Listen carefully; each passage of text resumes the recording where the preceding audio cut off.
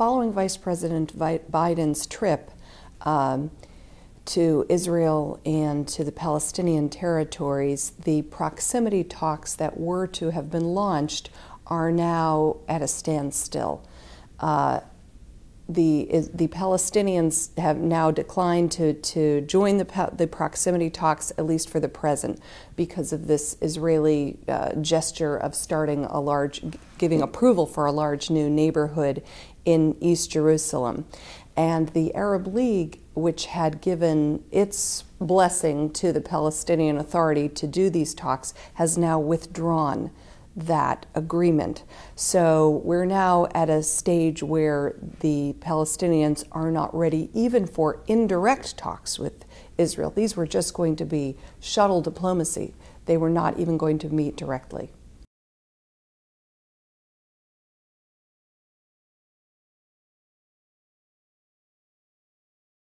When we look at President Obama's policy in the Middle East, and specifically toward the Israeli-Palestinian conflict in the first year of his administration, it's widely acknowledged to have been a big problem, really not a success at all. So far, what the Obama administration did initially was to put a lot of pressure on Israel to bring about a freeze in Israeli settlements in the West Bank. This is a very important issue, and it's something that has really taken confidence away from the Palestinians about Israel's willingness to negotiate over the future of the West Bank. But the problem is that the Obama administration took a very tough stance with Israel and then backed down when the Israelis showed they were not willing to bring about a real settlements freeze. The Obama administration accepted something that was far less a so-called moratorium on settlements that's really just kind of keeping construction at the normal level in the West Bank settlements. So because of that, now the Palestinians have refused to go into direct talks with Israel, and we've gotten to this situation where the best the Obama administration can do is arrange these proximity talks, in effect shuttle diplomacy, where the special envoy, Senator George Mitchell, will go back and forth between the parties. This is setting the diplomatic clock back almost 20 years. Since 1991, the Israelis and Palestinians have been talking to each other directly. So this actually represents a setback rather than progress. And now we have this latest crisis involving settlements in East Jerusalem, and the Palestinians are now not willing even to have the proximity talks. So I would say that the Obama administration's policy relating to the Palestinian-Israeli conflict is really in crisis at this point.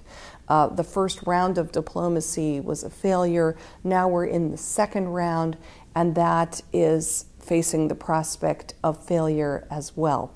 The Obama administration is going to have to make some very difficult decisions and make them very quickly about how far to go in this confrontation with Israel now, after Vice President Biden's visit to Israel and the dust-up over this announcement of a new Israeli neighborhood being built in East Jerusalem. The Obama administration has once again shown sort of strong irritation with the Israeli government, and they're actually saying now that the Israeli government needs to reverse kind of an administrative or bureaucratic decision to go ahead with this construction in East Jerusalem. That's setting a very difficult condition for this Israeli government, or frankly any Israeli government, to meet. So one wonders where it's going from here. I think it's unlikely the Israeli government is going to meet this condition, and so we're either going to see a deterioration in relations, coolness between the United States and Israel that might go on for some time, or we're going to see the Obama administration kind of back down once again, as it did last year, which I think would be quite damaging in terms of the administration's reputation in the Middle East and even worldwide.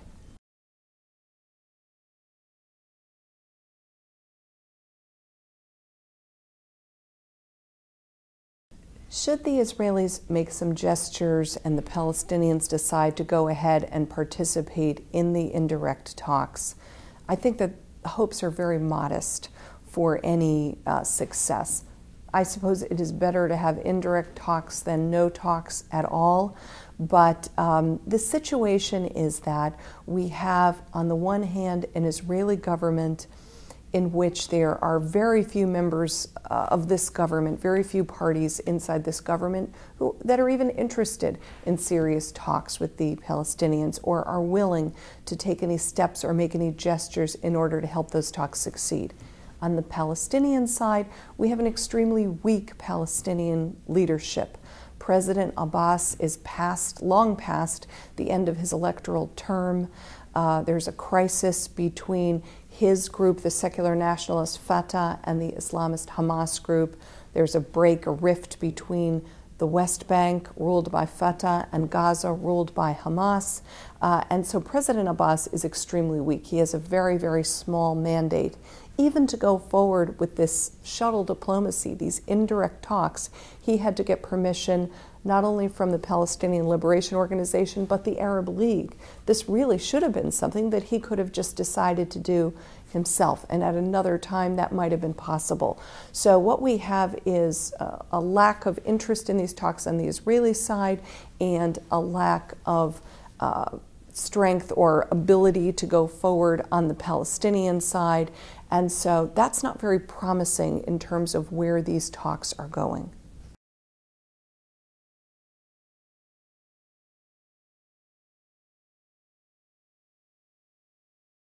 U.S. Israeli relations are strong and enduring, and I don't expect this crisis brought about by Vice President Biden's visit and the Israeli announcement of a new settlement neighborhood to bring about a permanent rift of some kind. But I think that there has been a coolness between the Obama administration and Israel right from the beginning of this administration. I think Israelis feel that President Obama has not shown consideration for their concerns, enough consideration. He has not visited Israel. He has not spoken directly to the Israeli people and tried to persuade them, for example, of the need to freeze settlements and move forward in talks with Palestinians. They feel that he's exerted a lot of efforts towards the Muslim world and towards the Palestinians and not very much toward them. At the same time, President Obama has not shown them much resolve up until now. Last year, he took a firm stand on settlements and then backed down from it. So I think, unfortunately at this point, we have Israelis looking at the current U.S. administration without having a great deal of either trust or respect for the administration.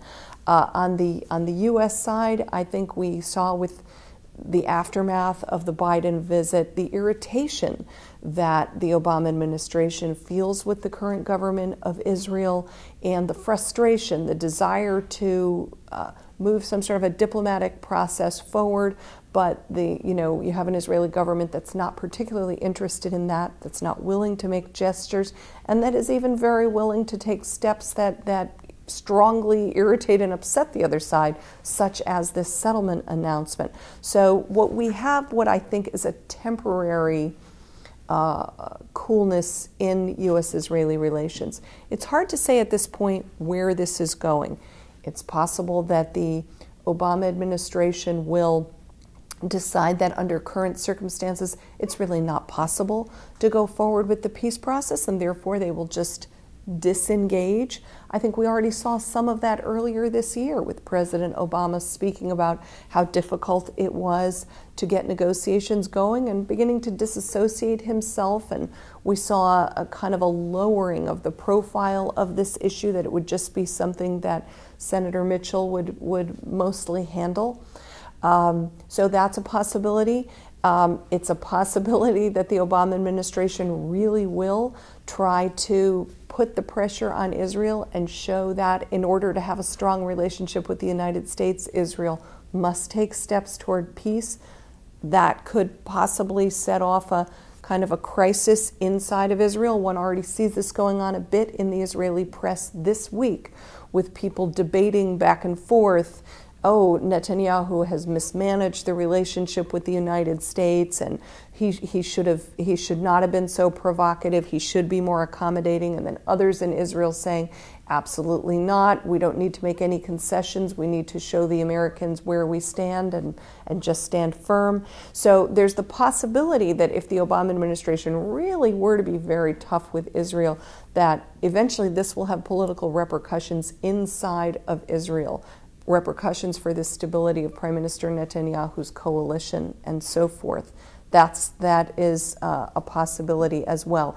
And then the third possibility is that the Obama administration will just somehow decide to try to patch things over and try to move forward with talks and so forth. But I think it's going to be very difficult to do that with the Palestinians having as weak a hand as they have.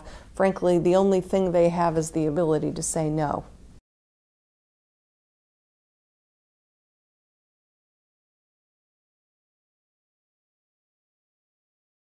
In addition to the fact that there's an Israeli government that's not particularly interested in negotiating with the Palestinians, we have on the Palestinian side extreme political weakness.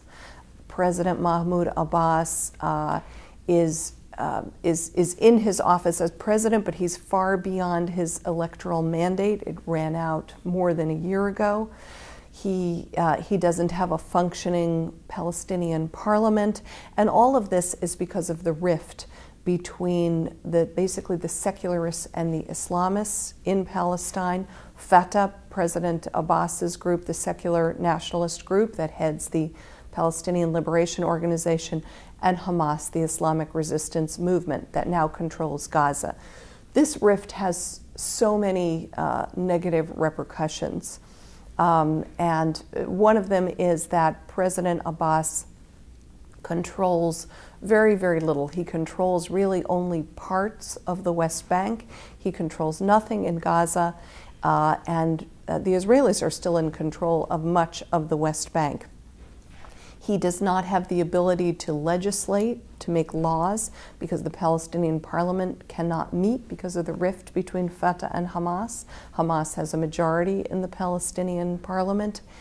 And I think that President Abbas has shown that he's really at the point where he can't make any difficult decisions, even to go ahead with these so-called proximity talks, these indirect talks that were to be carried out basically through shuttle diplomacy by a special envoy, Senator Mitchell. The President Abbas had to get permission from the Palestinian Liberation Organization, his own group, and from the Arab League, which issued a resolution. Those two things had just happened when and they had announced, yes, we will go ahead with proximity talks. We'll give it a try until about July of this year and see how it goes. It was kind of a limited mandate. He didn't even have an open-ended mandate. And then at that point, the Israelis made their announcement about the settlement neighborhood in East Jerusalem, which spoiled Vice President Biden's visit. And both the Palestinians and the Arab League said, "That's it. We withdraw our consent. We're not going to participate until something has changed. Until the Israelis, for example, have reversed their approval for this neighborhood in East Jerusalem." That's setting a very difficult condition that I think is unlikely to be met. So I think we may be in for a prolonged stalemate.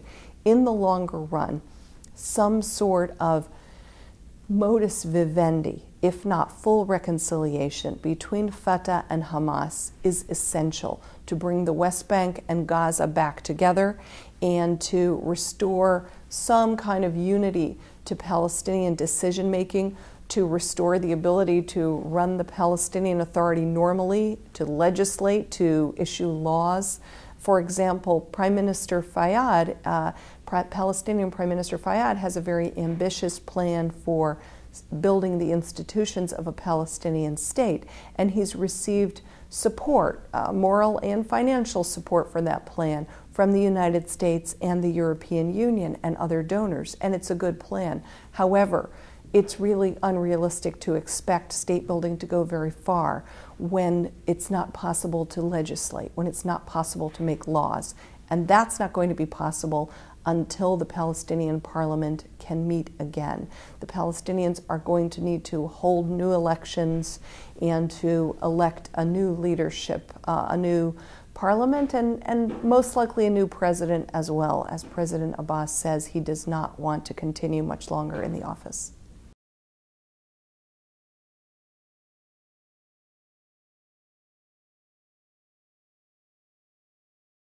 The critical players at this junction are, of course, the Palestinians and the Israelis. On the Palestinians, you have two critical players, really. You have the Palestinian Authority headed by President Abbas, and actually it's the Palestinian Liberation Organization that's the formal negotiating party with the Israelis, and you have the Israeli government headed by Prime Minister Netanyahu. But I would say at the moment the ball really rests with the United States. It's the United States that has been pushing forward for these proximity talks, and really the United States that is bolstering the Palestinian position at this point that talks should not go forward until Israel has made some gestures, till Israel has suspended its approval for this new construction in East Jerusalem, has made some other gestures towards the Palestinians, and perhaps has made some kind of formal statement that Jerusalem is on the table for negotiations. That's exactly what this Israeli gesture of announcing this new neighborhood in Jerusalem said. It's not on the table. Jerusalem is ours, and we'll do what we like with it. The other critical players are Syria, which backs Hamas and plays an important role, I think, in determining whether or not there will be Palestinian reconciliation. Egypt has been trying to mediate between Fatah and Hamas, and it can play a useful role in that regard. It's much more on the Fatah PLO side than it is on the Hamas side, but they can play an effective mediating role if the circumstances permit. Iran plays a role, I mean, because of its support for Hamas and its close relationship with Syria in backing that side of things. Outside the region, the quartet players are Russia, the United Nations, and the European Union. They'll all be meeting Friday in Moscow, but they play really more of a supporting role. The Obama administration has not used the Middle East Quartet as actively as the Bush administration did. It's frankly, the quartet usually meets from time to time to give some sort of a blessing or a blessing or criticism to the parties for what they are doing, and it represents a kind of international consensus so that the parties cannot run off, for example, to Russia or to the European Union and try to get them to adopt a different position than the United States.